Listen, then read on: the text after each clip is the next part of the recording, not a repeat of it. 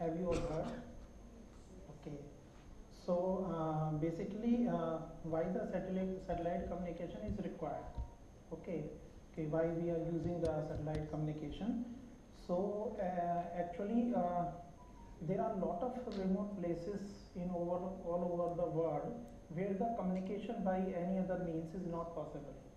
Okay, you cannot go lay down the optical fiber cables, you cannot put the microwave stations also. So it is very difficult to communicate in remote sites. In if you want to communicate in islands, so it is highly difficult to communicate from your core place to remote places. So that's why the satellite communication technology developed by our scientists to establish the communication. For initially they started the telephone services, some calling services. So in starting phase only voice services started on satellite communication. Okay, so we will cover one by one each and everything. Okay, we will cover introductions and type of satellite orbits, then wireless satellite communication system, working of satellite communication, satellite components, frequency bands, technical parameters and components, satellite communication applications, and the advantage of satellite communication, and then future of satellite communication. And finally, we will end this on the conclusion.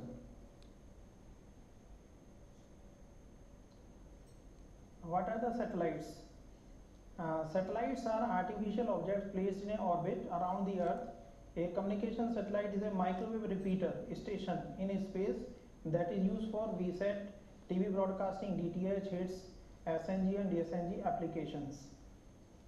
There are about 124 satellites over Indian arc, and a total of approximate 9,900 around the globe, and most of them are used for the communication services. And communication services include all the VSAT and TV broadcasting services and DTH services. What are the TV broadcasting services and VSAT services? VSAT services are there is a very small aperture terminal. There are small antennas we put in the remote places, and one main central site is there, that is called hub. So we provide the connectivity between the remote stations to the main location via satellite. Okay, and then DTH you all know, direct to home services, which you daily see on your TV, DTH services. And then is the hits, hidden in the sky. Hidden in the sky means cable operator services. It is a dedicated service to all cable operators to provide a platform by which they can use the services of hit service provider, and they further deliver to the directly to the customer. It comes under the cable network communications. Then SNG and DSNG, that is satellite news gathering and digital satellite news gathering services. When you always say in the sports channels you can see some cricket matches coming, football matches coming, and IPL is there. So these all type of events will be covered by the DSNG and SNGs. We put a particular terminal at the place of the event. Okay, and they collect all the baseband informations in the form of video, audio, and then combine them and fed to the satellite, and from satellite they downlink on the the main teleport stations. So teleport station receive the signal whatever is coming from event place, and they further transmit on the TV channel. In India, ISRO, Indian Space Research Organization, is a organization who launches the satellites for India. They are nowadays ISRO is more capable to launch the satellites of the foreign countries also, just like Sri Lanka, Bangladesh, Bhutan, and so many countries are there, neighboring countries are there. So India is also providing ISRO also providing the services of satellite launching. Initially it was a very difficult task for ISRO also, but ISRO team did lot of efforts for last 50 years to create the launching facility of the satellite. Okay. Next, there are the three type of satellite orbits which we will discuss here. One is geo stationary orbit. Next is MEO, medium earth orbit, and upper lower earth orbit. Right now our all type of services which are the main services, VSAT services, TV broadcasting services, are working on the geo satellite, which is 36,000 kilometers away from our earth. Okay. And then MEO, this is the latest technology, comes in last 2 years, MEO and LEO. So where we can provide the maximum data rate. Why the satellite launched in MEO and LEO? The basic reason is that in geo satellite there is a limited bandwidth. We can provide limited data rate to our customers, but in MEO and LEO there is an advantage of the coverage also. So we can provide the maximum data rate to the customers. Okay, they can use it for the data services, internet services, and video services also. And in the LEO, now LEO is the most trending satellites. LEO satellites are most trending satellite in nowadays, and there are, I think, 9,000 satellites are there, and you can expect them when we are using our mobile in GSM network. So now you can use the mobile by the communication through satellite also. So all these services are coming under the LEO orbit.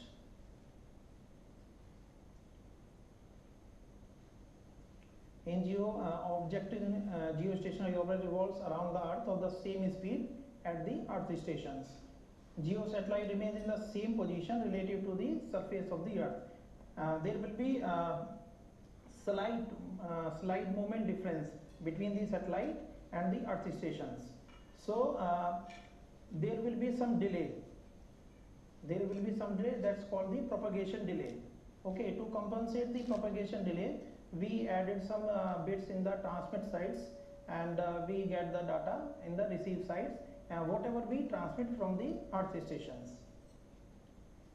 And high transmit power is required in geo satellites. Actually we have to fed the signal to 36,000 kilometers, so it is too far. So we have to put more power when we are using the services on geo satellites. Okay. And now the geo satellites having the VSAT services. VSAT services, you can say you so some small antennas in ATM also, and some small antennas. If I can give you some example, if ONGC is there, ONGC, Oil Natural Gas Corporation Limited, and they want to communicate their sites which are in the offshores. They are in the sea, all the sites. So how they will communicate? So they put one antenna in their offshore sites, and one central site is there in Mumbai. So from Mumbai central sites, they can communicate with all the remote sites by the satellite communication, and these services are working on the geo.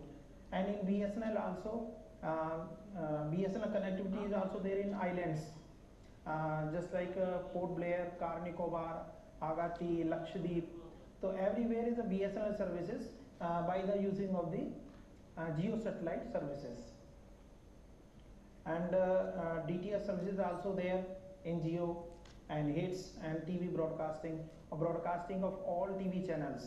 So there is a facility of the teleport.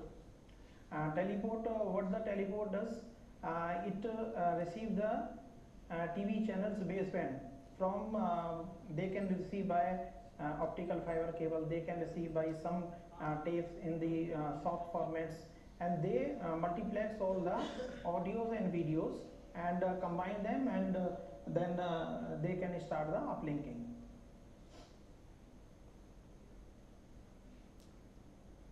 Then medium Earth orbit, which around 6,000 to 20,000 kilometer from the Earth. MEO satellite have a larger coverage area than the LEO satellites. MEO satellite has longer duration of visibility and wider footprint, means fewer satellites are needed in the MEO network than a LEO network. A MEO satellite distance gives it a longer time delay and weaker signal than a LEO satellites, though not as bad as a GEO satellite. Actually, you see I will use some example. If one small torch is there, some small torch is there, you have the big torch. So big torch can cover the more area, okay, and small torch cover the small area. So when we light the torch, so just like a beam, you will see in the dark place when you light the torch, so one you can see then one spot beam is there. So the spot beam satellite concept comes when the MEO orbits comes in the picture, okay. So we can dedicate a particular bandwidth, particular streams in a particular place, so in the MEO orbits, okay. And when we can discuss about the LEO is 500 to 1500 kilometer from Earth, okay. So LEO satellite much closer than Earth, and GEO and MEO satellites, so we can feed maximum data rate within a specified place when we are using the LEO Earth orbit satellites, okay. And in the LEO satellites, you can see there is a globe. You are seeing there is a globe. So there are number of satellites are there. So number of satellites are revolving around the globe. If we are talking about the Indian Arc, lot of satellites are running one by one, okay. And there is a Earth stations. So Earth station antenna receiving the signal from satellites. So when one satellite pass on, it will switch over the traffic to another satellite.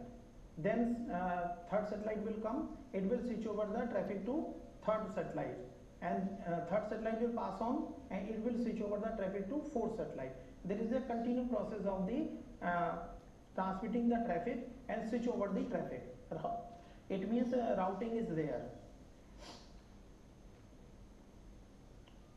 This is a picture you can see. This is a wireless satellite communication system. You can see there are two satellites are there and gateways are there, and you can see the baseband stations and gateways. So we can connect two persons via mobile.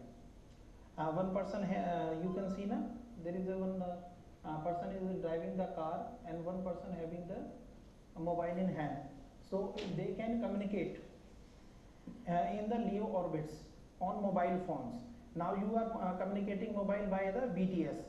That is now you are using the 5G services and 4G services, and these type of services now in these days some operators are ready to provide these type of services. You can communicate it by mobile to mobile through LEO satellites.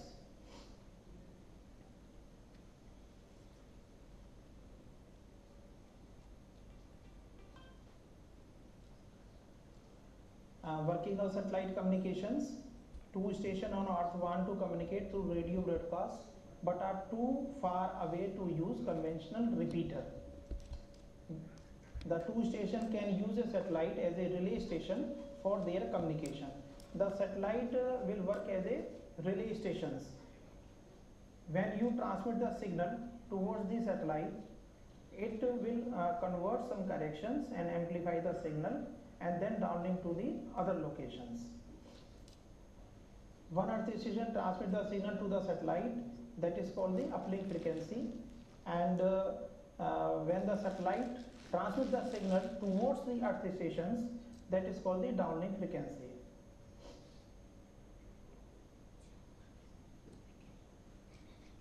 You can see there is a satellite, and you are having two stations. One is the source ground station, and second was the destination ground station. So when one station is transmitting towards satellite, that is uplink, and the other station, destination stations, which is receiving the signal from satellite, that is called the downlink.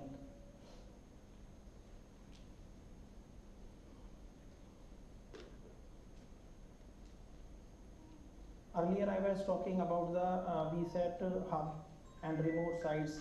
These are the, you can see the VSAT earth station. There are small antennas are over the zone and one hub stations.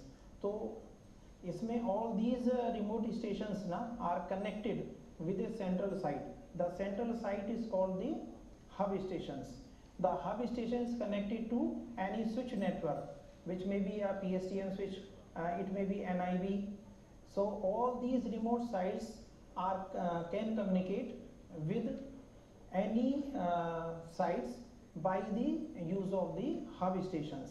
If one number will want to communicate to 4 number, so how it will be possible? One transmit the signal to geo satellite, and geo satellite transmit the signal to the hub earth station. Hub earth station will transmit again to satellite, and it will go to 4th number of VSAT stations. That is the concept of the VSAT network.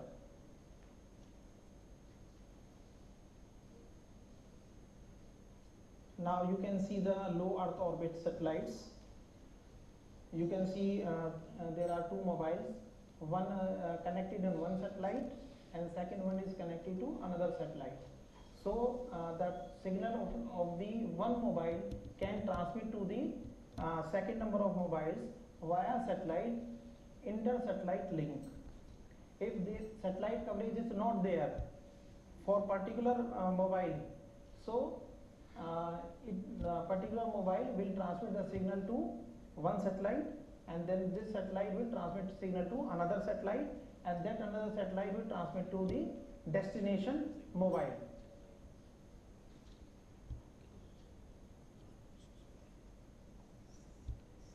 Now satellite components. In transponder and receive, amplify and retransmit the signal. What is the role of the satellite? Satellite works as a, it will receive the signal from the stations, and it will amplify it and correct it by using the local oscillator, and retransmit the signal to the remote sites. Then antennas transmit and receive signals. In ground segment, we are having the antenna which transmit the signal and receive the signals. Payload carries communication equipment. What is payload? If we are having the communication equipment means when we are having some baseband data, so we have to transmit the baseband data from one place to another place. So we have some transmit equipment and receive equipment which carries the payload.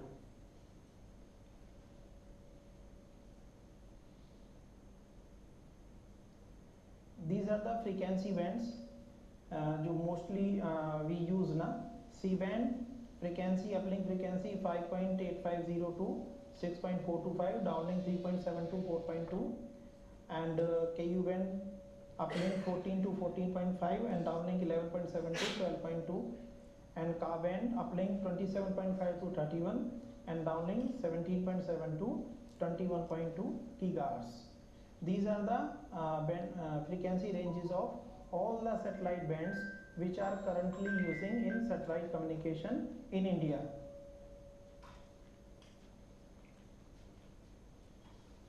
These are the technical parameters and components.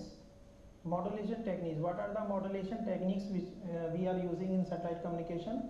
That is BPSK, QPSK, 8PSK, 16 APSK, 16 QAM, 32 APSK, 32 QAM, and 64 QAM. What are the transmit components? Transmit component, baseband equipment. We are having the baseband equipment which carries the information which we have to transmit to destination sites. Modulator. What is the role of modulator? Modulator receives the signal from baseband equipment and converts into the intermediate frequency. Then up converter, what is the role of up converter? Up converter receive the IF frequency and convert into the radio frequency, RF frequency, and then it will transmit it to HPA. What is the role of HPA? HPA amplify the RF signal received from up converter and then transmit to the antenna. And by the use of antenna, we can transmit the signal to satellite. When we are receiving the signal from satellites, so these are the receive components: receive antenna, LNA, LNBC. LNA, what is the role of LNA? When we are receiving the signal from 36,000 kilometers, so there will be some losses, path losses, attenuation will be there. So our LNA works as low noise amplifier, eliminate the noise and amplify the signal. Then down converter, what is the role of down converter? Down converter receive the RF signal and convert into the intermediate frequency. And then demodulator, what is the role of demodulator? Demodulator convert the RF signal to the IF signal. And then baseband equipment receive the signal from the demodulator. Demodulator convert the IF signal into the baseband signal. So whatever we are transmitting, so from one source place, same will be received at the remote station. You can see the block diagram of transmit chain, which are using baseband input. You can see baseband signal input, then encoder which coded the baseband signal into the some coding format for the security purposes.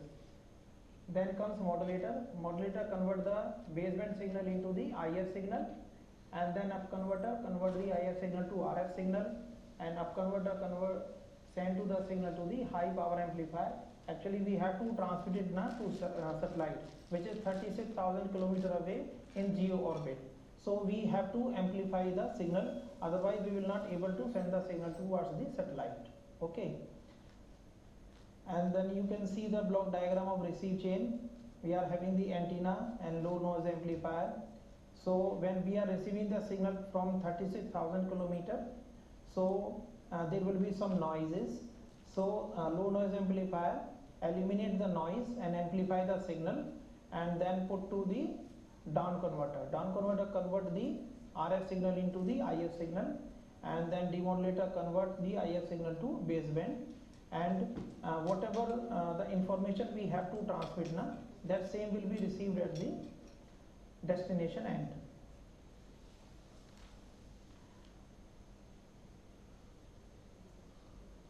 This is the block diagram of earth station. You can see feeder, HPA, up converter, modulator, and multiplexer and demultiplexer, and international switching center, where the switching of the signal perform what type of signal may be transmitted to which satellite.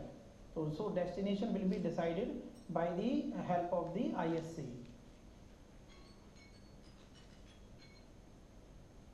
Satellite communication application we use in telephone. You know, I already told you about the mobile communication, and some PSTN services can also be provided by the use of satellite communications.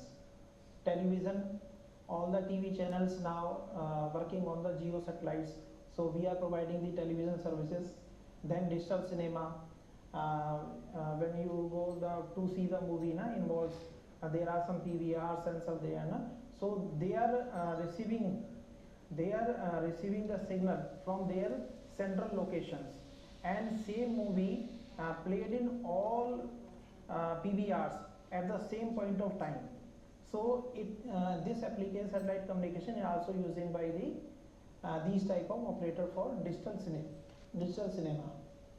Then radio broadcasting, some all India radio channels also transmitting by using the satellite communication. Internet access, so internet access data services are also provided by the help of the satellite communication, then military communications, and some defense services are also working on the satellite communications. Disaster management. In case of disaster, when some flood is coming some areas and earthquake sometimes in some places, so we are having a small type of equipments, so that equipment create the communication from that stations to any switch network. Broadcasting events by DSNG and SNG. Some events, some sports events are there, some inauguration of some events are there, some katha and some type of things are also happening na? So we are using the DSNG and SNG for the broadcasting events. Advantage of satellite communications. Reliable. Satellite is a proven medium for supporting a company communication needs. Seamless. Satellite inherent strength as a broadcast medium makes it perfect. Fast. Since a satellite network can be set up quickly, companies can be fast to market with new services. And mobile and emergency communications. Now we are coming on future of satellite communication. Our future communication of satellite, initially when we are communicating each other by the mobile, we only can transmit the audio. Now you all doing the video call also on WhatsApp. So when but sometimes when network is poor, you receive some signal audio, your video quality is not good due to the poor network. So when we use the satellite communication, so that problem will be completely eliminated. So why eliminated? When you will get the lot of data rates. It depends on the data rate. When you are receiving the high data rate in your mobile, so your video quality will be good. You can transfer your 4K signal also. More coverage to meet the vision and mission of the Digital India. Okay, we are connecting all the remote sites, islands, and some isolated sites are there in Chhattisgarh and Bihar and Bengal and islands. So we can provide the communication by the help of the satellite communication, and our government is also looking for Digital India, so we have to provide the communication to each and every person in India. Communication satellite provide faster and more reliable coverage across the globe.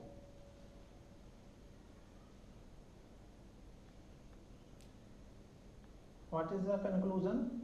Satellite systems are not aimed to replace the terrestrial systems, but of complementing them.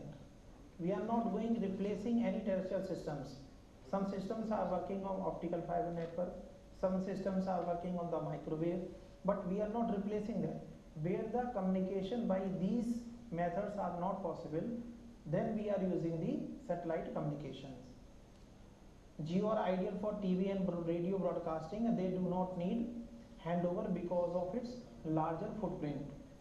LEO needs a network of satellites and are appropriate for voice and data communications. In LEO, handover are frequent and routing is must. MEO are in between LEO and GEO in every aspect. Satellite communication plays a vital role in the global telecommunication system.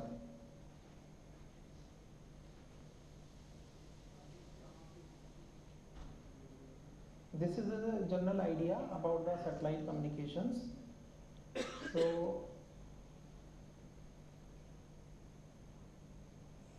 now you can all ask me some quiz are there.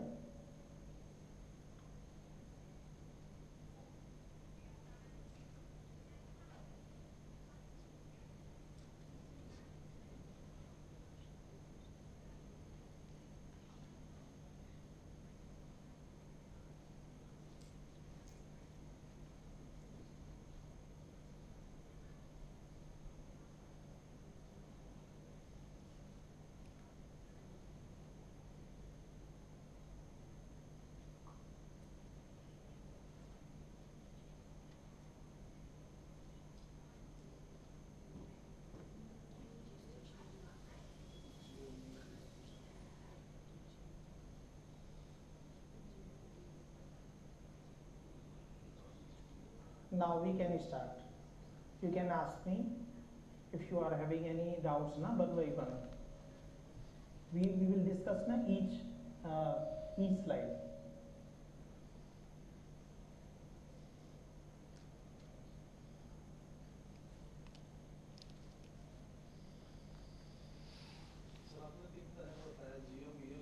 हाँ जी, ये मतलब पहले से क्या हम जियो पे काम करते थे, फिर नियो आया, फिर लियो पर इससे हमारी स्पीड वगैरह इस पे भी फर्क पड़ा है? हाँ मैं आपको बता रहा हूँ। पहले क्या था कि आपका स्टार्टिंग में जब मोबाइल आया था तो हमारे पास में 2G नेटवर्क था।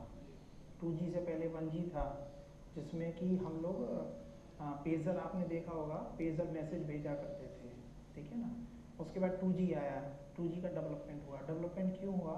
क्योंकि लोगों को क्या था, बेटर सर्विसेज चाहिए थी कि भी हम बात भी कर पाएँ। उसके बाद 2G सर्विस आया, लोग बात करने लगे। नेक्स्ट उसके बाद 3G आया। 3G आने पे क्या हुआ, लोगों को पास आने लगा डाटा। डाटा का कंसेप्ट कब आया? 2G में तो डाटा था ही नहीं उस समय। लोग SMS करते थे, देन वो कंफर्म करते थे कि मैंने आपको SMS भेजा है, आपको मिला है कि नहीं मिला है। उसके बाद कंसेप्ट आया आपका 3G का। तो 3G के बाद आपकी फिर एप्लीकेशंस आनी स्टार्ट हुई कि व्हाट्सएप है, फेसबुक है, ये सारी चीज़ें आपका सर्विसेज आना स्टार्ट हुआ। तो उसमें क्या हुआ कि आपका जो मोबाइल है वो अपग्रेड हुआ, ठीक है। वो आपका उसका जो रिसीव है वो एनहेंस हुआ। जो पहले डाटा रेट जितना रिसीव करता था उससे एनहेंस हुआ कि वो आपका 2 Mbps हो गया। तो 2 Mbps हो गया आपका। वो 3G सर्विसेज पे उस समय क्लेम भी लोग किया करते थे कि मैं 2 MB देता हूँ और मैं 10 MB देता हूँ, आप मेरा सिम ले लीजिए, ठीक है ना। तो उसमें क्या है कि आपका एक जो कम्युनिकेशन था आपका बेटर हुआ, डाटा रेट बेटर हुआ। फिर देन 4G आया। 4G में और एनहेंस हुआ आपका डाटा रेट, आपका सर्विस। उसके बाद नेक्स्ट अभी 5G आया। इसी तरह से क्या है कि स्टार्टिंग में जब जियो था, जियो 36,000 किलोमीटर दूर था, ठीक है। तो क्या होता था कि हम जब डाटा यहाँ से ट्रांसमिट करते थे तो डाटा ट्रांसमिट करने के बाद में बहुत सारे पाथ लॉसेज हो जाते थे। तो जितनी बिट्स हम ट्रांसमिट करते थे वो रिसीव में हमें कम मिलती थी, और बैंडविड्थ हमारे पास लिमिटेड थी। जैसे 2G में लिमिटेड बैंडविड्थ थी, तो जियो के अंदर बैंडविड्थ हमारी लिमिटेड थी, उससे ज़्यादा हमारे पास बैंडविड्थ अवेलेबल नहीं थी, ठीक है। डाटा रेट हम ज़्यादा नहीं दे सकते थे किसी को, क्यों? क्योंकि हमारे पास जितनी बैंडविड्थ थी उसके अंदर जितने भी हम केटर कर सकते हैं, क्लाइंट्स जितने कस्टमर्स हैं उनको ही हम कर पाते थे, ठीक है। तो फिर जियो में उसके बाद में हमारे उसमें पहले आपने देखा होगा, पहले तो फ़ोन ही चलता था, ठीक है। बहुत सारे जैसे पोर्ट ब्लेयर है, पोर्ट ब्लेयर में उस समय मोबाइल नहीं था। अब वो वहाँ पे मोबाइल सर्विसेज हमें देना है तो कैसे देंगे कि उनको चेन्नई से कनेक्ट करना है। तो चेन्नई से कनेक्ट करने के लिए एक तो तरीका ये था कि आप वहाँ से फाइबर आप डाल दीजिए वहाँ तक, पोर्ट ब्लेयर तक, तो फाइबर से आपको वो कनेक्टिविटी हो जाएगी। तो चेन्नई का जो एक्सचेंज होगा वो कनेक्ट हो जाएगा पोर्ट ब्लेयर के एक्सचेंज से। तो वहाँ जो लोकल BTS के अंदर में जितने भी मोबाइल आ रहे होंगे वो दे कैन कम्युनिकेट, क्योंकि टैक्स में आने के बाद जैसे किसी एक टैक्स की दूसरे टैक्स से कनेक्टिविटी होगी, फिर आप कहीं भी कॉल कर सकते हो। आप STD कर सकते थे, ISD कर सकते थे, टैक्स टू टैक्स कनेक्टिविटी होने के बाद। तो जब पोर्ट ब्लेयर से हमें वहाँ से कनेक्ट होना था तो हमें फाइबर हम डाल नहीं सकते थे, तो वहाँ हमने यूज़ किया सैटेलाइट कम्युनिकेशन। तो हमने सैटेलाइट से वहाँ भी एक एंटीना हमने पोर्ट ब्लेयर में लगाया, एक एंटीना हमने चेन्नई में लगाया। दोनों जगह एंटीना लगाने के हमारा जो ट्रैफिक है उनको कनेक्ट कर दिया हमने, वहाँ के जो एक्सचेंजेस थे, जो टैक्स थे, उससे कनेक्ट कर दिया। उसके बाद वहाँ पे BTS टावर लगाया।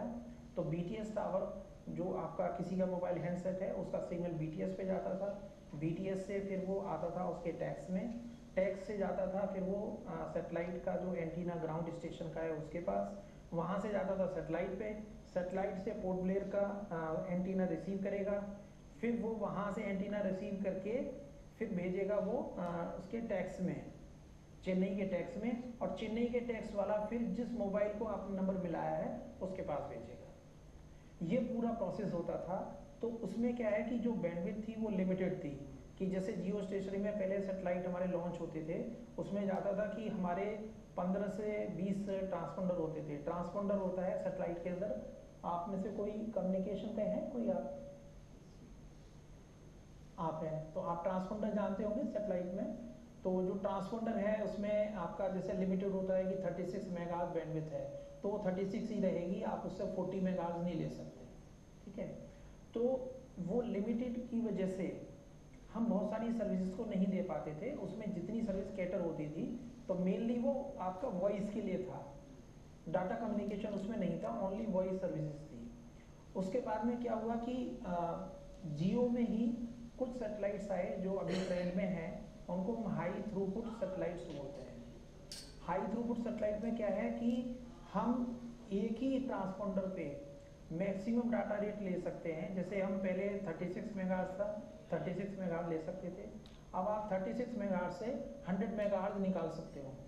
जितना आपका डाटा 36 मेगाहर्ट्ज में आता था, अब आप उतने डाटा आप 100 मेगाहर्ट्ज आपको मिल जाएगा सेम ट्रांसपोंडर में।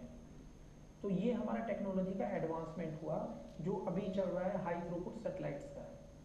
तो आप कहीं भी सर्च करेंगे, आप डाल के देखेंगे हाई थ्रूपुट सैटेलाइट, तो STS सैटेलाइट्स वो बता देगा आपको।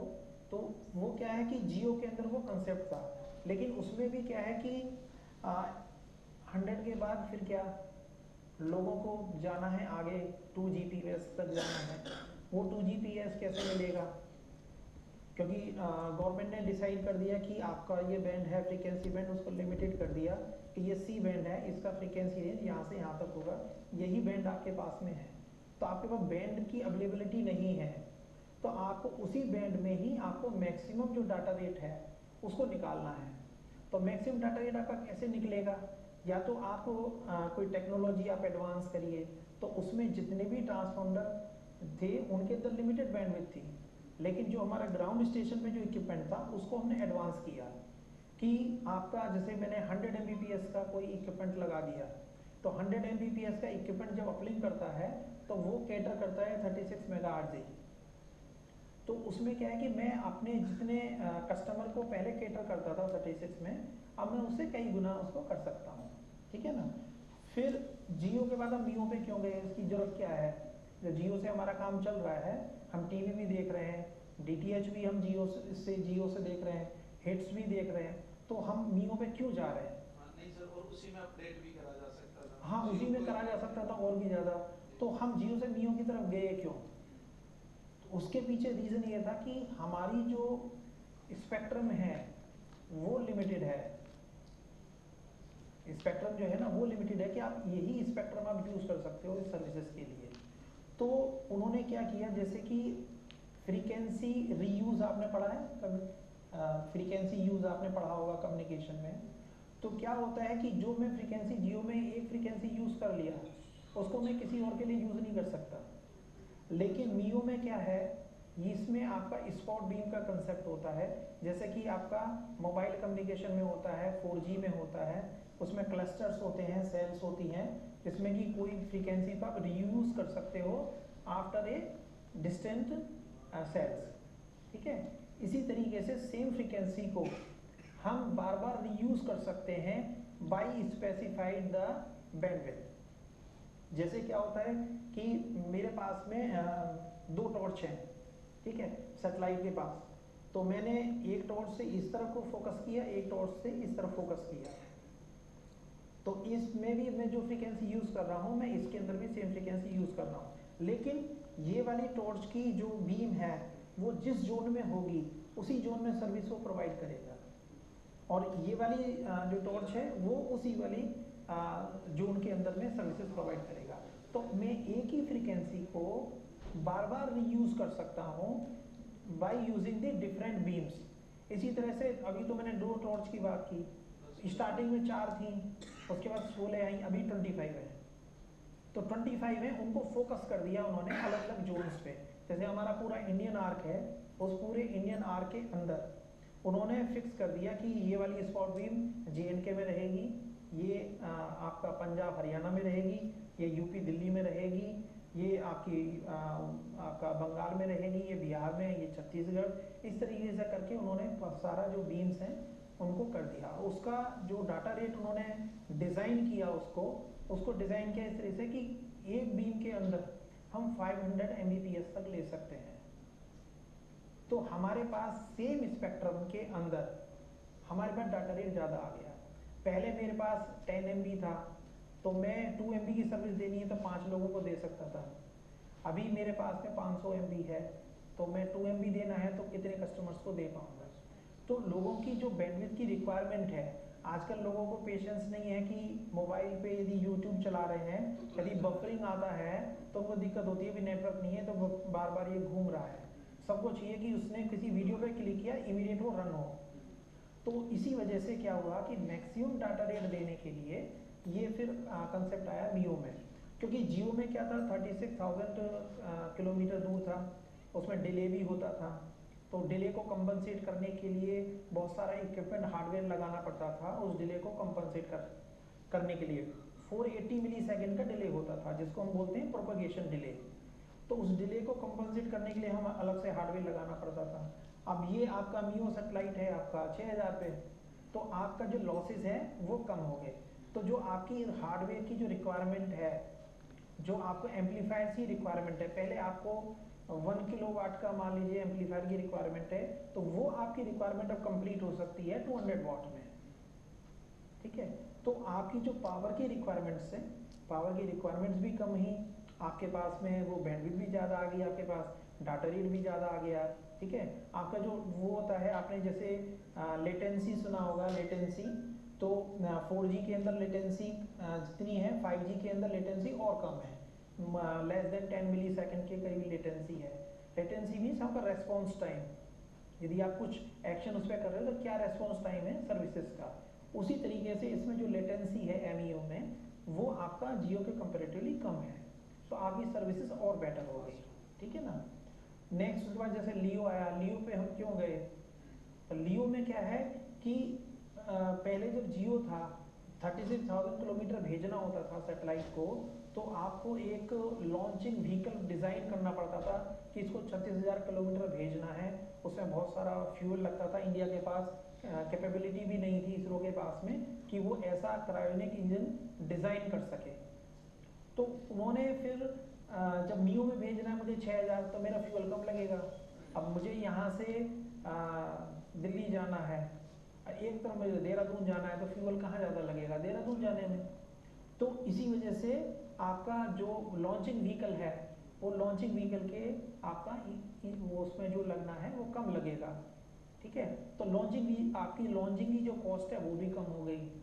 ठीक है, और आपको सर्विसेज भी आपको अफोर्डेबल देनी है कि लोगों को मतलब जितना पहले आपने देखा होगा हम आउटगोइंग इनकमिंग करते थे मोबाइल आपका लैंडलाइन से मोबाइल से, तो 24-25 रुपए की 1 मिनट के लगते थे उस टाइम पे। अभी वो आपका काफ़ी कम है कि 700-800 रुपये में आप 84 डेज का ले सकते हो, अनलिमिटेड कॉल कर सकते हो, 1.5 GB 2 GB डाटा आप ले सकते हो पर डे। पहले वो चीज़ें नहीं थी। ठीक है ना। आपने तो मेरा नेक्स्ट वाला क्वेश्चन ही खत्म कर दिया। हाँ मैं तो अभी पूछने वाला ये था कि अभी कल परसों से 2-4 दिन से ही हाँ 100 रुपए बढ़ाए हैं हर उस पे। हाँ, वो 100 रुपये इसीलिए बढ़ाए हैं कि जो लोग आपको सर्विसेज दे रहे थे ना अभी, उनको लियो में सर्विस लॉन्च करना है। लियो में सर्विस लॉन्च करने के लिए उनको फंड चाहिए। तो फंड कहाँ से आएगा, फंड तो जनता से ही आना है। आपकी जेब से पैसा निकाल के ही उनको आगे एक्सपेंशन करना है, अपनी तरफ से कुछ नहीं लगाना है। आपने जो शेयर लिए हुए हैं कंपनी के, उसी से ही वो एक्सपेंशन करना है उन्होंने। तो जो आपका लियो का है, लियो में क्या है कि आपका जैसे ग्लोब है, जो सैटेलाइट है वो इस तरीके से रन करते रहेंगे, और वो आपके जो भी आप यहाँ फिक्स स्टेशन है, वो पहले एक सैटेलाइट को देख रहा होगा, फिर दूसरे को देखेगा, फिर तीसरे को देखेगा, वो कंटिन्यूस रन करते जाएंगे। और वो स्मॉल सैटेलाइट्स होंगे और हायर डाटा रेट वाले। और लियो में उनको 900 पे छोड़ना है, 600-900 पे उनको सैटेलाइट छोड़ना है।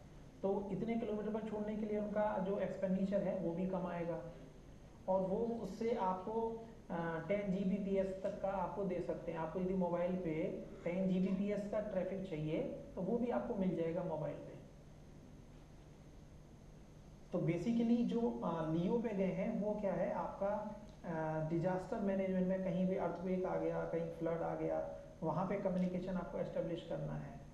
तो वहाँ क्या है, आप वो मोबाइल भेज दीजिए, उनका एक छोटा सा एंटीना होगा, वो वहाँ लगेगा, वो ऑटोमेटिक ट्रैक करेगा, और आपका वो वहाँ पे कम्युनिकेशन एस्टेब्लिश हो जाएगा।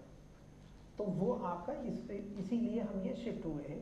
आपका एक तो उनको जो अपना ऑपरेशनल एक्सपेंडिचर है वो कम करना है, जो एक्सपेंशन एक्सपेंडिचर है उसको कम करना है, और मैक्सिमम डाटा रेट देना है यूज़र को।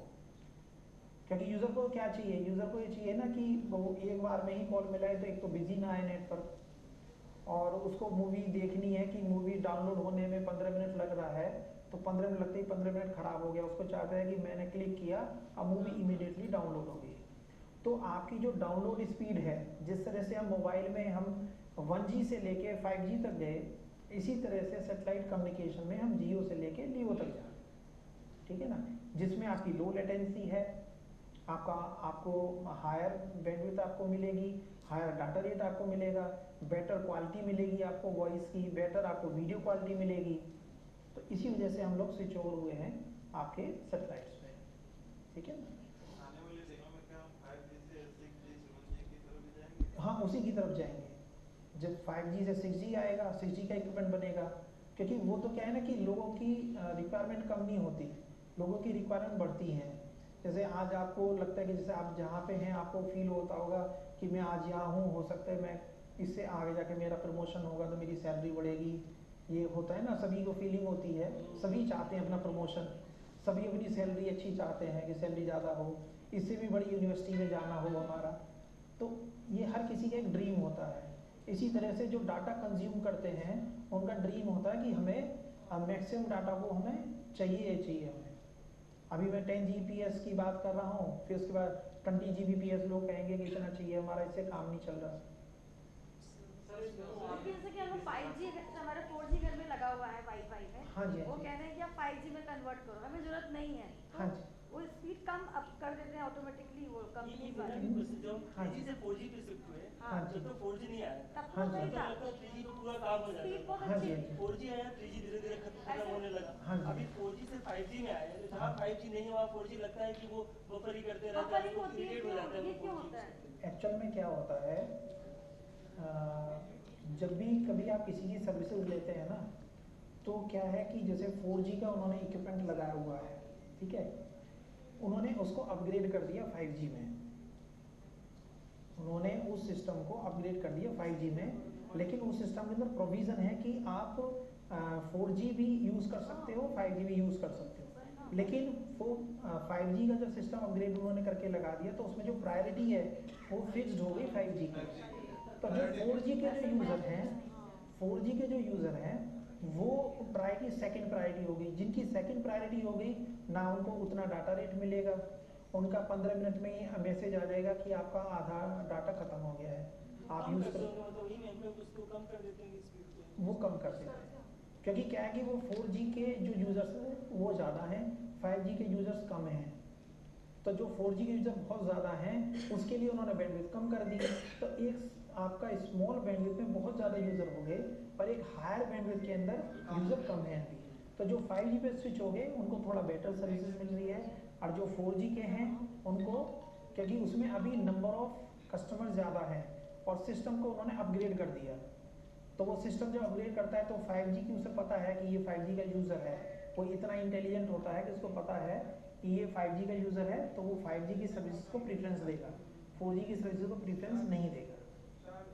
सर इनका इलेक्ट्रोमैग्नेटिक रेडिएशन का इफेक्ट क्या है, मतलब देखिएगा ऐसा होता है, चाहे आपका सैटेलाइट कम्युनिकेशन का हो या आपका BTS टावर का रेडिएशन हो, उसकी एक लिमिट होती है, ठीक है, उसकी एक लिमिट होती है, उस लिमिट के अंदर ही ट्रांसमिट करना पड़ता है, ठीक है ना, तो वो क्या है, उसकी एक सर्विलेंस होती है कि किस BTS टावर में वो कितनी पावर ट्रांसमिट कर रहा है, इसी तरह से सेटेलाइट एंटीना का होता है कितनी पावर रेडिएट कर रहा है, यदि आप ज़्यादा पावर रेडिएट करोगे तो it will affect at some point, ठीक है ना, लेकिन उसको कोई बिलीव नहीं करता है कि वो इफेक्ट करेगा, लेकिन आप खुद फील कर सकते हैं, यदि आप मोबाइल फ़ोन पे किसी से कम्युनिकेशन करते हैं 5 मिनट के लिए, एक बार आप आधा घंटा करके देखिए, फिर आप 1 घंटा करके लगातार करके देखिए, तो आपको खुद ही फील होगा कि आप जब बात कर रहे हो तो थोड़ा सा आपका फॉरहेड में थोड़ा सा पेन फील होगा, आपको फ़ोन भी आपका थोड़ा सा हीट होगा,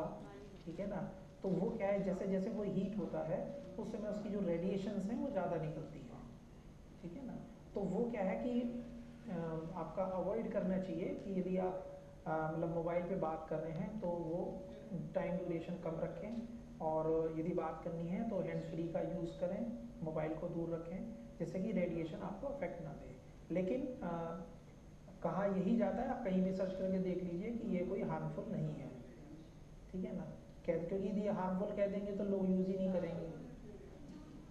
क्योंकि आप ये देखो, लोग कहते हैं ना कि तंबाकू नहीं खाना चाहिए, उससे कैंसर होता है, फिर भी लोग खाते हैं।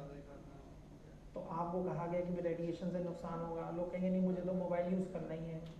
वो मूवी आई ना अक्षय कुमार की पंछी राजन वाली, उसमें तो पियोला के जितने पंछी हैं सब मर रहे हैं इससे रेडिएशन से। वो एक्चुअल में क्या होता है उनका जो लियो आर्बिट की डिसएडवांटेज क्या है? लियो जो आर्बिट की डिसएडवांटेज क्या है? डिसएडवांटेज ये है कि जब हम अपग्रेडेशन करते हैं ना टेक्नोलॉजी का, हम जियो से मियो पे गए, मियो से जियो पे गए। मतलब ये 6000 का है वो हमने इजीली कर दिया था, 6000 का बचता था, हाँ। हमने इजीली 6000 का शुरू हो जाता। किसको इनिशियली वो, मैं वही कह रहा हूँ आपसे। अब जैसे आप ये कहो कि जैसे आज हम प्रोजेक्टर पे देख रहे हैं, पहले तो आपने टीवी देखा था, मैं आपको वही कह रहा हूँ, हम जैसे ब्लैक एंड वाइट टीवी है, पहले ब्लैक एंड वाइट टीवी था तो उसी समय की ये कह सकते थे भाई आपने ब्लैक एंड वाइट टीवी ही क्यों बनाया, आप कलर क्यों नहीं बनाए, आपको कलर पहले बनाना चाहिए था। और उस समय आप वो ट्यूब वाला क्यों बनाए, आपको एलईडी उसी समय बनाना चाहिए था, समझ रहे ना। तो ये क्या है कि टेक्नोलॉजी का क्या होता है, टेक्नोलॉजी में क्या है, आप पहले कुछ कर रहे हो, उसके बाद में टेक्नोलॉजी यूज करने के बाद में उसके क्या डिसएडवांटेज है। हाँ, बल्कि इसमें तो आपकी जो परफॉर्मेंस है, जो सर्विसेज की है और डाटा रेट है वो ज़्यादा मिल रहा है। इसके तरफ ये गए ना, क्योंकि उस समय आपकी रिक्वायरमेंट ही नहीं थी। उस समय जो आपके मोबाइल फ़ोन था वो 1G वाला था, जिसमें सिर्फ आप कॉल करते थे, आपकी रिक्वायरमेंट ही नहीं थी। उस समय जब टीवी चैनल देखते थे तो जिसको एंटीना, जिस आपने देखा होगा यागी एंटीना बोलते थे, जिसको सेट करते थे, फिर दो लोग ऊपर होते थे, एक नीचे होता था बताने वाला कि आ गए हीरो, दो टाइट कर दो, हाँ ना। तो उस समय में कहते थे कि भाई उस समय डिश क्यों नहीं लगाई, छोटा सा एक एंटीना लगा देते DTH की तरह।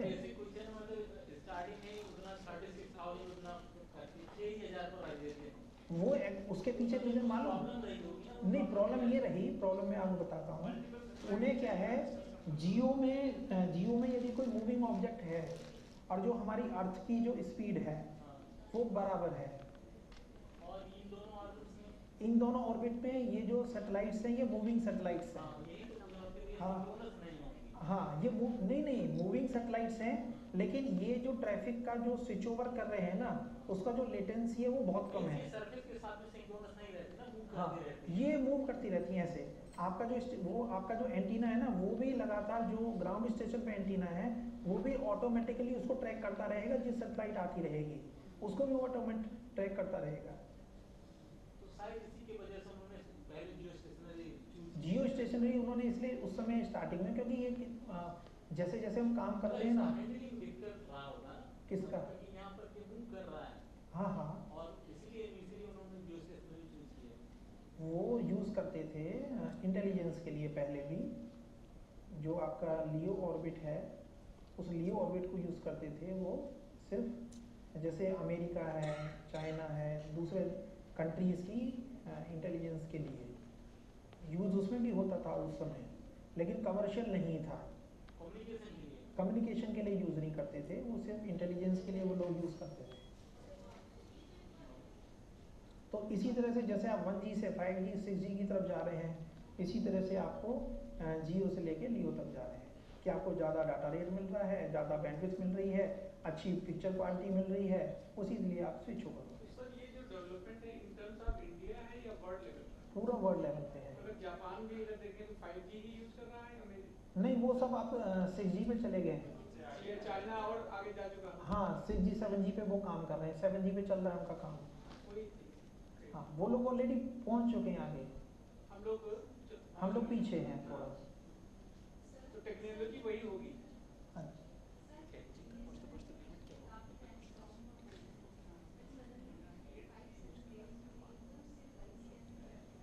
वो राइज इसलिए कर गया कि एयरटेल और जियो ने अपना टैरिफ रेट बढ़ा दिया, ठीक है ना। तो वो क्या है कि लोगों को उससे था कि जिन लोग सिर्फ कॉल ही करते हैं तो उनको था कि मुझे तो कॉल करना है, मुझे कोई बहुत ज़्यादा तो कोई चीज़ें यूज़ करनी नहीं है, ठीक है ना। तो इसीलिए उन्होंने आपका स्विच ओवर कर लिया BSNL के ऊपर, क्योंकि अभी उन्होंने रिसेंटली 50 रुपये अभी बढ़ाए हैं, 50 उससे पहले बढ़ाए थे उन्होंने, तो उन्होंने लगभग 100 के करीब उन्होंने बढ़ा दिए। तो 100 रुपीज़ बढ़ा दिए हैं, तो वो कह कि जब मेरे 100 रुपीज़ में पूरा महीना चल रहा है तो मैं 200 रुपये क्यों दूँ। हाँ, तो बहुत ज़्यादा वो अभी पोर्ट हो रहा है। अब वो होगा भी अभी कुछ दिनों तक पोर्ट होगा। इस बारे में किसी का कोई और क्वेश्चन है? नेक्स्ट स्लाइड पे चलें। सबसे ऊपर मुझे लग रहा है सब स्लाइड्स ये ऑर्बिट्स के बारे में तो बात होगी ना, इसलिए थोड़ा सा फास्ट।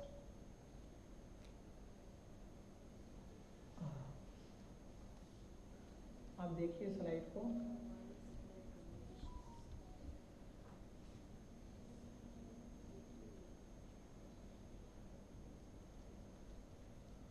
आप जो भी क्वेश्चन पूछना है पूछ सकते हैं।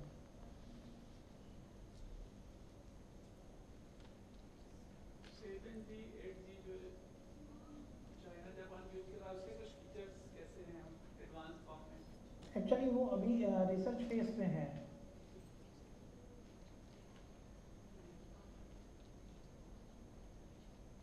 वो भी रिसर्च फेज में है। बस यही है कि जो लेटेंसी है वो लेटेंसी इंप्रूव हो जाएगी, डाटा रेट ज़्यादा हो जाएगा, उसी के अकॉर्डिंगली उन्होंने इक्विपमेंट को अपग्रेड करना है। ये आपका सैटेलाइट कम्युनिकेशन सब सिस्टम का है। आप किसी भी चीज़ के बारे में पूछ सकते हैं, आपका कुछ डाउट हो। इतना प्रोसेस होता है सर, ये यहाँ से कहीं काम में ज़्यादा है? हाँ, ये सारा प्रोसेस होता है। अब आप देखेंगे ना कि ये कार है, कार के अंदर यूज़र है, एक आपका ये स्पॉट सेल्स लिखे हैं ना, आपकी जो मैं टॉर्च वाली बात कर रहा था, आप देख रहे हैं ये ओवरलैपिंग हो रही है। तो जो ओवरलैपिंग हो रही है ना स्पॉट बीम्स की, इन स्पॉट बीम्स में जो ओवरलैपिंग हो रही है, तो जिसमें ओवरलैपिंग हो रही है वहाँ पे हम फ्रीक्वेंसी रीयूज़ नहीं करते। वो जैसे ही आप उससे जहाँ पे ओवरलैपिंग खत्म हो जाएगी, नेक्स्ट सेल आ जाएगी, वहाँ आप फ्रीक्वेंसी को रीयूज़ कर लेंगे। अब जैसे आपका देखिएगा इंटरनेट का ISDN का सर्विसेज है, यूज़र डाटा है, PSTN है, GSM है, GSM मोबाइल पे भी कनेक्टिविटी है आपकी थ्रू सैटेलाइट। PSTN आपकी जो आपका टेलीफोन की कनेक्टिविटी है वो भी है।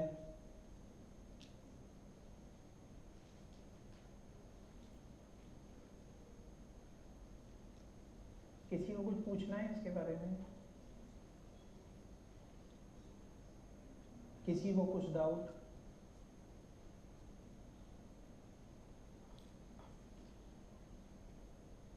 सैटेलाइट की वर्किंग के बारे में कुछ पूछना है कि सैटेलाइट किस तरीके से वर्क करता है? सर इसका डिजाइन पे भी फर्क पड़ता है क्या, कि सैटेलाइट किस तरह की है? हाँ, डिज़ाइन पे भी फ़र्क पड़ता है।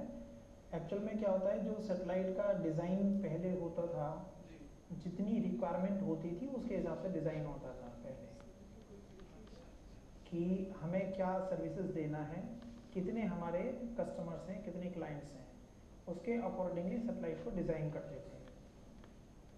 अब क्या है कि आपका सैटेलाइट पहले डिज़ाइन हो जाता है कि हम ये सैटेलाइट डिज़ाइन कर रहे हैं, इसके अंदर हम ये सर्विसेज देंगे, इतना हम मैक्सिमम डाटा रेट दे सकते हैं, किस किस को उस पर सर्विसेज लेना है, तो उसके अकॉर्डिंगली फिर लोग उनसे आपकी रिक्वायरमेंट्स अपनी फुलफिल कराते हैं।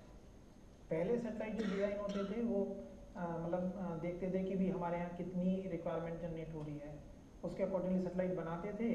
जब वो लॉन्च करते थे उसको, तब तक रिक्वायरमेंट बढ़ जाती थी, फिर वो अगली फिर प्लान करते थे, क्योंकि हम लोग 20 साल पहले का प्लान नहीं करते ना, हम लोग करते हैं कि करंट में क्या रिक्वायरमेंट है।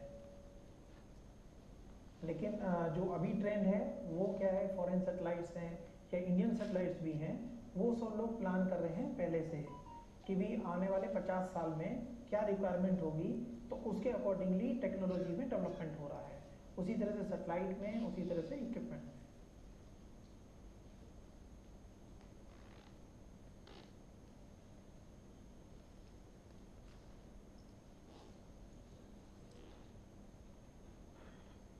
इस स्लाइड में कुछ पूछना है?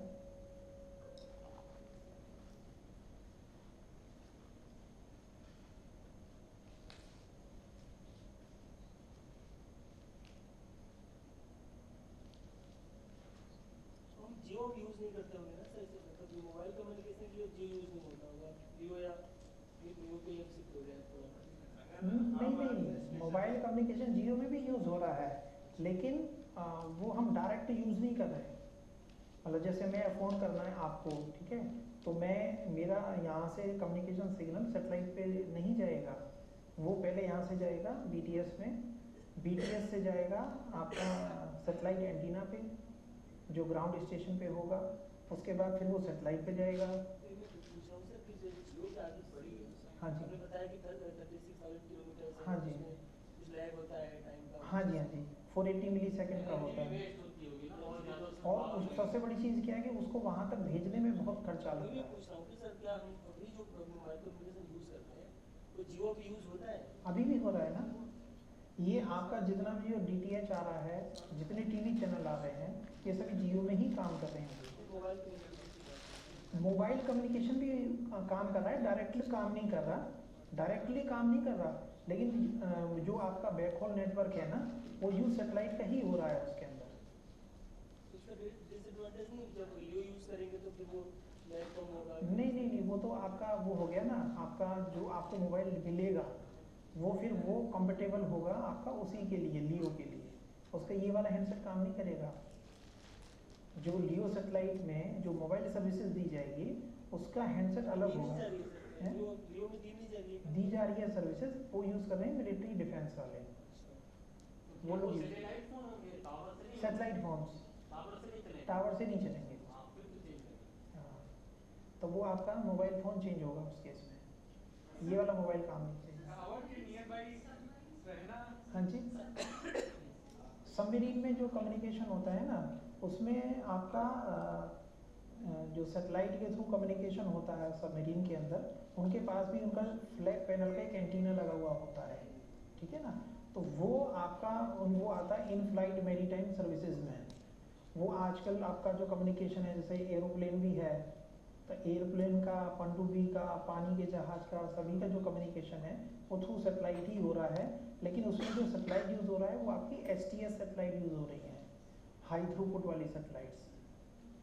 सर ये टावर के नियर बाई रेजिडेंस होना या रहना हार्मफुल है? नहीं, ऐसा कोई हार्मफुल नहीं है, क्योंकि वो हार्मफुल इसलिए नहीं है क्योंकि इसकी जो पावर है उसको लिमिट में रखा जाता है। वो आप उससे ज़्यादा यदि करते हैं तो पेनल्टी लगती है कंपनी के ऊपर। यदि आप पावर ज़्यादा रेडिएट करेंगे तो उसके ऊपर पेनल्टी लगती है। तो सब लोगों को उसको विद इन लिमिट रखना पड़ता है। मोबाइल में भी कुछ होता है चेक करने के लिए कि आप इसकी फ्रीक्वेंसी चेक कर लें, हार्मफुल तो नहीं है मोबाइल का भी? वो आप चेक करेंगे तो ठीक ही आएगी ज़्यादातर। आप कभी भी चेक करके देखेंगे ना, आपको एक डाउनलोड करिए, सब स्पीड अलग आएगी। आप इसके डाउनलोड का एक टेस्ट होता है ना कि आप करके देखिए कि आपको कितनी स्पीड आ रही है, वो टेस्ट आपका बहुत अच्छा आएगा कि भी आपकी एफिशिएंसी मोर देन 90% है। ये जो अब अर्थ स्टेशन बना है, ये क्या कहाँ बनाते हैं? सेंटर पे, यहाँ पे तो आप सेंटर में दिखा रहे हैं। हाँ, ये एकदम आप कैसे ये ऐसे होता है, जैसे मैं आपको एक एग्जांपल देता हूँ, एक बैंक का एग्जांपल देता हूँ आपको। जैसे SBI है, SBI की बहुत सारी ब्रांचेज हैं, ठीक है, बहुत सारी रिमोट्स में भी है जहाँ पे आपका एक्सचेंज से कनेक्टिविटी नहीं है, ठीक है ना। लेकिन सब कुछ ऑनलाइन हो गया है। अब ऐसे तो नहीं है कि किसी को अकाउंट से पैसे निकालना है तो एक रजिस्टर मेंटेन है, वो उसमें एंट्री करेंगे इसके अकाउंट में इतना पैसा है तो उस हिसाब से करेंगे, ठीक है। तो उनको क्या होता है कि हर अकाउंट का जो डाटा है उनकी सेंट्रल साइट पे होता है। जैसे SBI की जो सेंट्रल साइट होगी उसके पास हर अकाउंट की डिटेल होगी कि इस अकाउंट इसके नाम है, इसके पास इतना पैसा है, वो सारी डिटेल उसके पास में होती है, ठीक है। अब कोई रिमोट में कोई बैंक है, उस बैंक का जो क्लाइंट है वो वहाँ मान लीजिए ट्रांजेक्शन के लिए जाता है, तो ट्रांजेक्शन के लिए वो जाएगा तो उसका डाटा तो सेंट्रल में है, सेंट्रल में ही सर्वर लगा है। तो वो उसको पता कैसे लगेगा? उसको पता ऐसे लगेगा जो आपका रिमोट में बैंक है वहाँ एक छोटा सा एंटीना लगा होगा, ठीक है, और जो उसकी जो सेंट्रल साइट है उसमें एक बड़ा एंटीना लगा होगा जिसे हम हब अर्थ स्टेशन एंटीना बोल रहे हैं, ठीक है। और ये हब स्टेशन का जो एंटीना है ये कनेक्ट होगा आपका मेन सर्वर से, जिसके अंदर बैंक का सारा डाटा स्टोर होगा, ठीक है। तो आपका रिमोट में जो बैंक से वहाँ से वो जैसे ही कमांड देगा वो उस एंटीने से आएगा सेटेलाइट पे, सेटेलाइट से आएगा हब स्टेशन के एंटीने पे, हब स्टेशन का एंटीना उसको भेज देगा सर्वर में, और सर्वर में जैसे ही वो जाएगा तो वो एक लिंक बन जाएगा, और वो लिंक बनते ही जो रिमोट एंड पे जो बैंक वाला है उसको पता लग जाएगा कि इसके अकाउंट में इतने पैसे ही इसके नाम ही अकाउंट है, तब फिर वो उसे ट्रांजैक्शन कर पाएगा, ठीक है ना। तो क्या है कि जो मेन सर्वर है उस मेन सर्वर से आपको रिमोट के जो सर्वर हैं उसको कनेक्ट करना है। उसको कनेक्ट आप कैसे करेंगे, उसको आप फाइबर से कनेक्ट कर सकते हैं, लेकिन जहाँ फाइबर नहीं है वहाँ आप सैटेलाइट कम्युनिकेशन यूज़ कर सकते हैं उनको कनेक्ट करने के लिए, ठीक है ना। तो आपके 5000 मान लो 10,000 ऐसे ATMs लगे हुए हैं, ATMs में भी वही होता है ना, छोटा एंटीना है वो लगा हुआ होता है जो रिमोट्स में, शहरों में तो सब जगह अभी फाइबर लग गया है, लेकिन जो रिमोट्स में साइट्स हैं वहाँ पे पता लगा कि ATM 50 किलोमीटर एक ATM के लिए फाइबर बिछाना है, तो हम फाइबर नहीं डालेंगे, वो वहाँ एक छोटा सा वो एंटीना लगा देंगे और उस एंटीना को कनेक्ट कर देंगे आपके मेन सर्वर से। तो मेन सर्वर से जैसे ही आप ATM में कोई पैसे निकालने जाएगा अपना डिटेल डालने, जैसे ही उसका कार्ड असेस होगा तो वो इन्फॉर्मेशन उसकी सेंट्रल साइट पे पहुंच जाएगी, अब वो असेस कर लेगा उसका अकाउंट। तो वहाँ ये यूज़ होते हैं जो आपके छोटे छोटे एंटीना जितने भी हैं, ये कोई भी ऑर्गेनाइजेशंस हैं उनकी जितनी भी रिमोट साइट्स हैं उनको डाटा भेजना है अपनी सेंट्रल साइट को, उसके लिए ये यूज़ होता है, इसको हम वीसेट नेटवर्क बोलते हैं, ठीक है। तो उसमें जो सेंट्रल साइट होती है जहाँ मेन सर्वर लगा हुआ होता है उसको हम बोलते हैं हब स्टेशन, और जहाँ ये छोटी छोटी रिमोट साइट्स होती हैं जिनको कम्युनिकेट करना है हब से उनको हम बोलते हैं वीसेट टर्मिनल।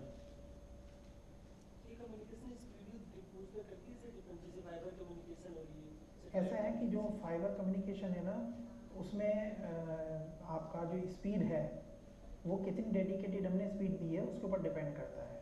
जैसे फाइबर के ऊपर मुझे किसी को 1 Mbps देना है तो मैं उसको सेटेलाइट पे भी 1 Mbps दे सकता हूँ, ठीक है ना। और रेस्पॉन्स टाइम कितना है, अब जैसे फाइबर है यदि आपका सेंट्रल साइट से आपकी जिस साइट की कनेक्टिविटी आपने की है वो डिस्टेंस कम है तो वो आपका रेस्पॉन्स टाइम कम होगा, डिस्टेंस बहुत ज़्यादा है तो उतना फिर वो लेटेंसी हो जाएगा, तो उतना फिर वो स्लो हो जाएगा। इसी तरह से सेटेलाइट में होता है जो लेटेंसी है, तो लेटेंसी को कंपनसेट करने के लिए ही फाइबर कम्युनिकेशन आया था, लेकिन जहाँ पे पॉसिबिलिटी नहीं है फाइबर डालने की तो वहाँ पे हम यूज़ करते हैं satellite communication. Inter satellite link Jio वाले आपका जो सेम ऑर्बिट है, जैसे लियो में है 2 सेटेलाइट्स, वो आपस में इंटर सेटेलाइट लिंक पे बात कर सकते हैं। उनका यदि एल्टीट्यूड भी डिफरेंट है तभी भी वो कम्युनिकेट कर सकते हैं, क्योंकि जो लियो का जो सेटेलाइट है ना उनकी जो कवरेज होती है वो एक लिमिटेड जोन में होती है, ठीक है ना। कि जैसे मान लीजिए लियो का एक सेटेलाइट है वो नॉर्थ ईस्ट को फोकस कर रहा है और उसका जो दूसरा सेटेलाइट है वो फोकस कर रहा है आपका पंजाब हरियाणा को, ठीक है। लेकिन मुझे कनेक्टिविटी प्रोवाइड करनी है कि जो नॉर्थ ईस्ट में है वो आपका बात कर पाए आपका पंजाब हरियाणा वाले से, तो वो क्या होगा जो वहाँ से वो अपलिंक करेगा नॉर्थ ईस्ट से वो उस सेटेलाइट पे जाएगा पहले, उस सेटेलाइट से वो इंटर सेटेलाइट लिंक दूसरी सेटेलाइट पे जाएगा, फिर वो उसको डिलीवर करेगा आपका पंजाब हरियाणा में। इंटर ऑर्बिट कम्युनिकेशन नहीं है। इंटर ऑर्बिट में क्या है ना, इसमें क्या एल्टीट्यूड्स में जो डिफरेंस होता है ना उसमें वो कम्युनिकेशन होता है, क्योंकि सेटेलाइट का जो एंटीना है ना इनकी पॉइंटिंग भी होती है। अब जैसे 36,000 किलोमीटर पे है एंटीना, उससे यदि कम्युनिकेट करना है तो ग्राउंड इस पे ये एंटीना लगा है मान लीजिए लियो पे, तो एक एंटीना उसे इधर लगाना पड़ेगा, एक एंटीना उसे दूसरी साइड में लगाना पड़ेगा, तब वो कम्युनिकेट कर पाएगा, ठीक है ना। तो अभी जो डिजाइनिंग है वो आपका जियो से लियो में कम्युनिकेट नहीं कर रहे हैं, लियो टू लियो कम्युनिकेट कर रहे हैं, मियो टू मियो कम्युनिकेट कर रहे हैं।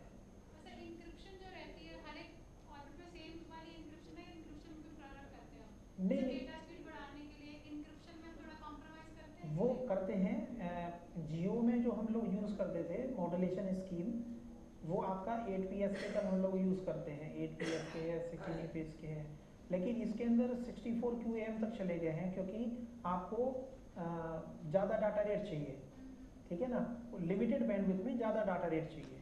तो लियो में क्या है कि हम लोग ज़्यादा डाटा रेट के लिए हायर मॉड्यूलेशन स्कीम हम यूज़ कर रहे हैं। तो उसमें क्या है, वो एन्क्रिप्शन भी अलग है जियो से, क्योंकि जैसे ही आपकी मॉड्यूलेशन स्कीम अलग हो गई, आपका इक्विपमेंट अलग हो गया, आपका हार्डवेयर अलग हो गया, आपका सॉफ्टवेयर अलग हो गया, तो आपकी जो सारी चीज़ें वो डिफरेंट हो गई। तो जो इक्विपमेंट आपका जियो में काम कर रहा है वो मियो में नहीं करेगा, जो मियो वाला है वो लियो में काम नहीं करेगा।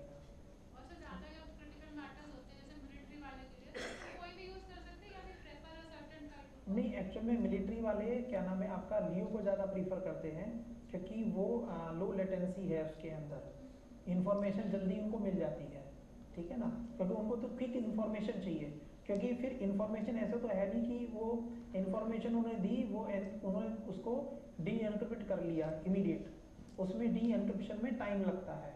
तो क्या है कि उसमें लो लेटेंसी है, तो सिग्नल कहीं से किसी ने ट्रांसमिट किया, मान लीजिए उसका वो था मोबाइल टर्मिनल था, कोई आया बाहर से फॉरेन से अपने नेबरिंग कंट्री से इंडिया में आया, इंडिया का सैटेलाइट यूज़ किया और उसने डाटा ट्रांसमिट कर दिया, तो डाटा ट्रांसमिट करके वो चला गया। यदि हमारा रेस्पॉन्स टाइम कम होगा तो वो अपना काम करके तो चला गया, हमें तो उसको जल्दी पकड़ना है ना कि उसने क्या ट्रांसफ़र किया है उसने डाटा, ठीक है ना। इसीलिए हमारा जो लियो वाला है ये मिलिट्री सर्विसेज, डिफेंस सर्विसेज वाले, इंटेलिजेंस एजेंसी सब लोग यूज़ करते हैं। और इस स्लाइड में हाँ जी, कुछ चैलेंजेस और भी आते हैं, जैसे एटमॉस्फेरिक चैलेंजेस हैं। हाँ मैं आपको एटमॉस्फेरिक चैलेंजेस में क्या होता है, कॉस्ट का भी है। हाँ तो उसके लिए कुछ एडवांसमेंट हो रही है या हम उसको कुछ कर पा रहे हैं? वही मैं आपको बता रहा हूँ। एक्चुअल में क्या है, जो आपका जियो में एक हमने अभी पहले स्लाइड बताई थी, इसमें सी बैंड होता है, केयू बैंड होता है, का बैंड होता है।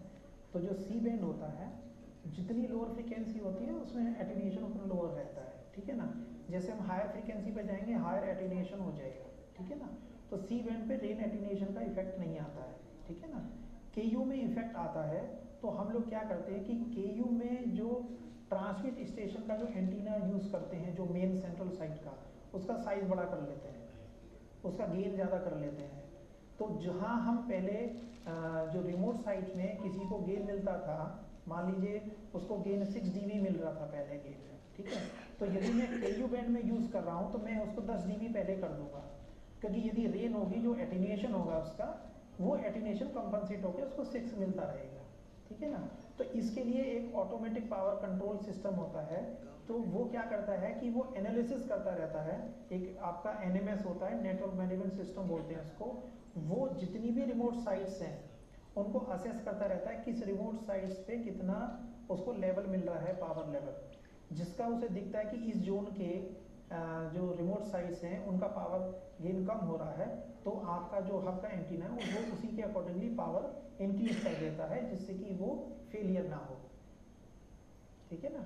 तो इस नेक्स्ट फिर आपका का बैंड आ गया। तो के बैंड में क्या है आपका उसमें एटेन्यूएशन और ज़्यादा है, तो हम लोग क्या कि हब का जो एंटीना है वो और साइज बढ़ा दिया, गेन बढ़ा दिया उसका गेन बढ़ा के, जहाँ हमारी रिक्वायरमेंट पहले 6 की थी, फिर 10 की हुई, और फिर हमारी 13 की होगी रिक्वायरमेंट, कि हमें 13 उसको पावर देना ही देना है रिमोट टर्मिनल को। तो उसको हम कंपनसेट करते हैं by the help of the central site, ठीक है ना।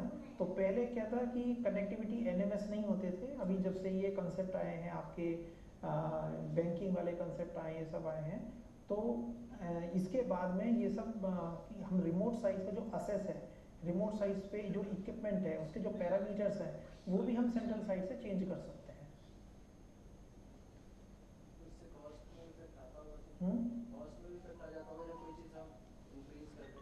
हाँ, कॉस्ट में इफेक्ट आता है, कॉस्ट में इफेक्ट, लेकिन उस कॉस्ट को कंपनसेट कर लेते हैं, क्योंकि हमारे पास जो स्पेक्ट्रम पहले लिमिटेड था, उसमें डाटा रेट लिमिटेड था। अब हमने डाटा रेट ज़्यादा बढ़ा लिया, हमारे नंबर ऑफ कस्टमर्स ज़्यादा हो गए, तो वो जो प्राइसिंग है वो वहाँ कंपनसेट हो जाती है।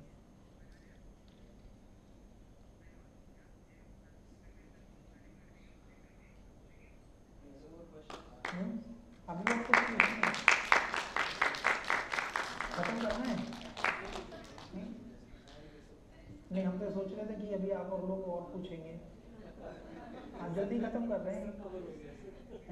नहीं नहीं, कुछ और भी पूछ सकते हैं। सर बीएसएनएल के साथ ऐसा क्या इशू हुआ कि वो चल नहीं पाया? किस चीज़ का? बीएसएनएल। हाँ हाँ हाँ बीएसएनएल के साथ क्या इशू हुआ था? हाँ, BSNL के साथ में थोड़ा जो इशू है ना, वो थोड़ा सा पॉलिसी मैटर है, ठीक है ना। पॉलिसी मैटर में क्या होता है कि एक गवर्नमेंट डिपार्टमेंट को यदि अपग्रेडेशन करना है तो they have to take the approval from competent authority. सरकार से उसको परमिशन लेनी है कि मुझे 4G लगाना है, तो मुझे लगाने की परमिशन दे दो कि मुझे 4G लगाना है, ठीक। तो बाकी आपका एयरटेल जियो वाले भी सरकार से परमिशन लेते भी मुझे 4G लगाना है, मुझे परमिशन दे दो, ठीक है ना। They can purchase the equipment and from all over the world. लेकिन BSNL को क्या है कि उसको मेक इन इंडिया का लेना है। तो यदि मेक इन इंडिया का लेना है, मेक इन इंडिया में कोई कंपनी बनाती नहीं 4G का इक्विपमेंट। तो जो 4G का कोई इक्विपमेंट इंडिया में कोई बनाता ही नहीं है तो BSNL कहाँ से लेगा। तो फिर कहा गया कि भाई आप BSNL है तो आप टेक्नोलॉजी डेवलप करवाइए, आपके हम पार्टनर्स बना देते हैं। जो इंडियन कंपनीज हैं वो पार्टनर डिपार्टमेंट बना दिया, जैसे C.Dot है, टाटा को कह दिया कि आप एक स्पेसिफिक इक्विपमेंट बनाइए जो BSNL के लिए ही काम करे। तो उन्होंने फिर अपना उनकी एक्सपर्टाइज नहीं है, जो 4G का इक्विपमेंट उन्होंने कभी बनाया नहीं, फर्स्ट टाइम उन्होंने बनाया है। तो उन्होंने बना के जो इक्विपमेंट दिया वो BSNL ने लगा दिया। तो अभी वो टेस्टिंग फेज ही चल रहा है BSNL का। तो ये तो पॉलिसी डिसीजन है कि मेक इन इंडिया का ही लेना है BSNL को, तो उसमें BSNL कुछ कर नहीं सकता, वो ओवररूल नहीं हो सकता। सबको घर जाना होगा ना?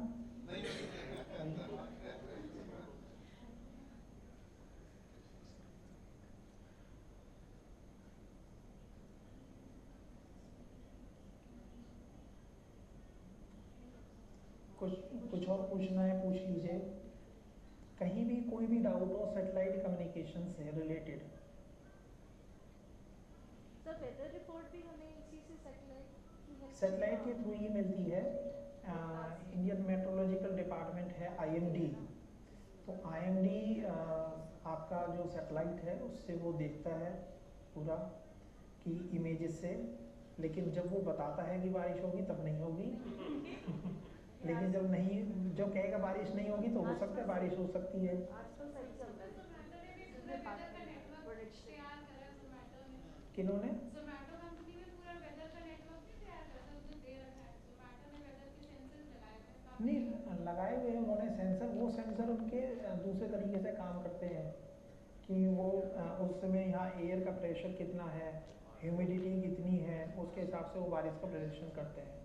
लेकिन हमारा जो IMD डिपार्टमेंट है वो प्रेडिक्शन करता है सैटेलाइट इमेजेस से कि कहाँ बादल दिख रहे हैं, कहाँ वो एयर प्रेशर का एरिया बन रहा है। अब मान लो आपका बना एरिया लेकिन वो वेस्टर्न डिस्टर्बेंस आ गया, फिर वो बता देते हैं ना कि ऐसा क्यों हुआ, वेस्टर्न डिस्टर्बेंस की वजह से हुआ, ठीक है ना।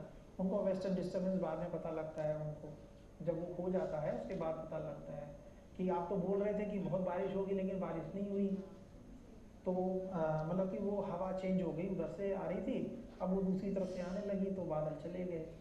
तो IMD की कैलकुलेशन अलग है, ऐसे ही आपका जो भूकंप वाली करते हैं उनकी भी अलग कैलकुलेशन है। AI आजकल बड़ा चल रहा है, यहाँ पे कहाँ पे AI? नहीं, AI का भी सैटेलाइट कम्युनिकेशन में अभी हम लोग यूज़ नहीं कर रहे हैं, इंडिया में भी यूज़ नहीं कर रहे हैं उसको, ठीक है ना। तो उसमें क्या है कि अभी नई सर्विसेज लॉन्च होने वाली हैं। उसमें क्या है कि जो कस्टमर है उसको मान लीजिए आज 10 Mbps यूज़ करना है, ठीक है, परसों उसको 5 Mbps करना था, फिर 20 Mbps करना है, तो वो ऑटोमेटिकली अपना वो सिस्टम में फीड करेगा आज मुझको 10 Mbps चाहिए, आज मुझे कुछ काम नहीं करना, मुझे आज 2 Mbps चाहिए। वो मतलब उसे सिर्फ एक बोलना है उसको सिस्टम को, अब वो उसके ऑटोमेटिकली वो सिस्टम ले लेगा उस चीज़ को। उसी अकॉर्डिंग वो आपका डेटा का रूटिंग वैसे ही हाँ, वो उसी के अकॉर्डिंगली हो जाएगी।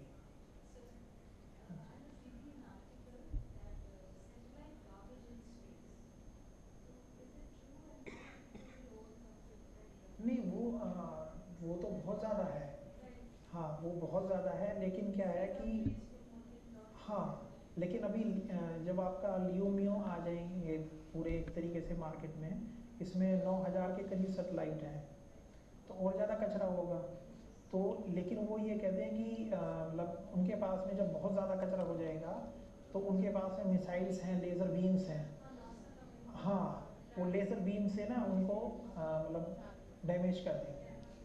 जब उनको लगेगा बहुत ज़्यादा ट्रैफिक हो गया, रेड लाइट वहीं लगती है ना जहाँ पे ट्रैफिक ज़्यादा हो जाता है। जब तक ट्रैफिक ज़्यादा नहीं है तो रेड लाइट कोई लगाता नहीं है।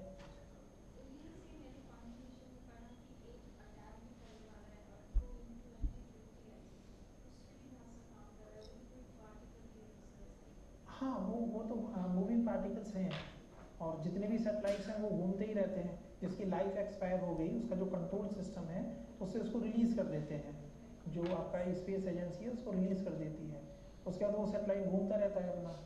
उसके बाद वो कब आपके ऑर्बिट में आ जाए वो कुछ पता नहीं लगता पता उसका। भी नहीं चलता कि है कहाँ वो। हाँ, वो है कहाँ उसका पता नहीं लगता। सर ये एलन मस्क भी एक सैटेलाइट लॉन्च कर रहा है। वो लियो में ही है ना, वो किस टाइप लियो ही में है। उसने आपका 2500 सेटेलाइट्स, उसकी हाइट कितनी आएगी? वो 600 किलोमीटर 600 किलोमीटर पे। लियो का ही है वो तो 600 हाँ, सब लियो का ही है। सर बच्चों के लिए क्या इंटर्नशिप प्रोग्राम है या कुछ अगर बच्चे करना चाहे स्टूडेंट्स के लिए तो इंजीनियर्स हैं, हाँ हाँ, कुछ गवर्नमेंट की कुछ है कुछ प्रोग्राम जहाँ पे बच्चे ऐसे किसी प्रोजेक्ट को ये invest आपको करके- आपका वो एडवांस लेवल ट्रेनिंग सेंटर है ना गाजियाबाद में, ALTTC, वहाँ प्रोग्राम होता है सैटेलाइट कम्युनिकेशन के।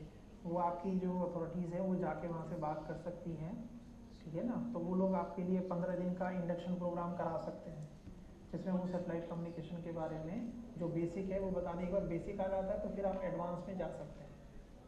ये तो बढ़िया है, इसी वालों को करना चाहिए।